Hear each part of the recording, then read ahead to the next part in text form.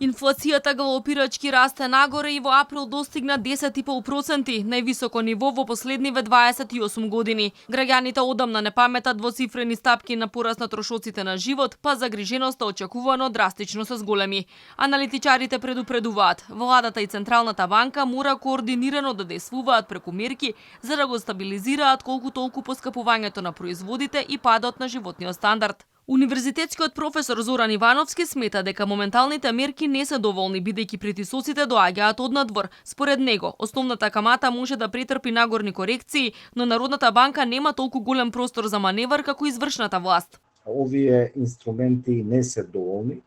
Централната банка пристапи кон би рекол символично покачување на основната каматна стапка. И сметам дека во наредниот период ќе мора да размисли сепак и за дополнителен пораст на основната каматна стапка, иако, да кажеме, тоа влие во негативно пред се кај корисниците, активните корисници на кредити.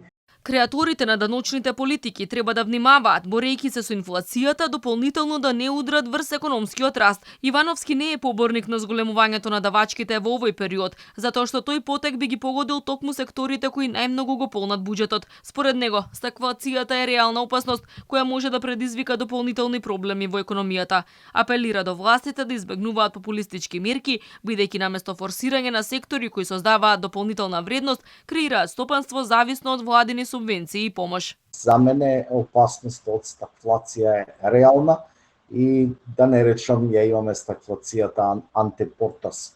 Заради тоа јасно е дека мерките мора да бидат насочени кон поддршка на реалните инвестиции и тоа оние кои носат и влечат напред, односно обезбедуваат подинамичен економски раст.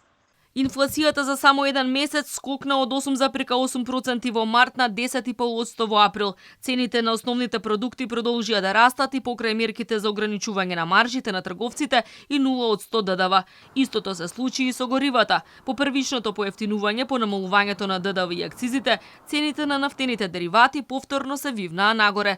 Податоците од Народната банка покажуваат дека ова е највисоко ниво на инфлација од 1994 година, кога таа изнесувала 55%.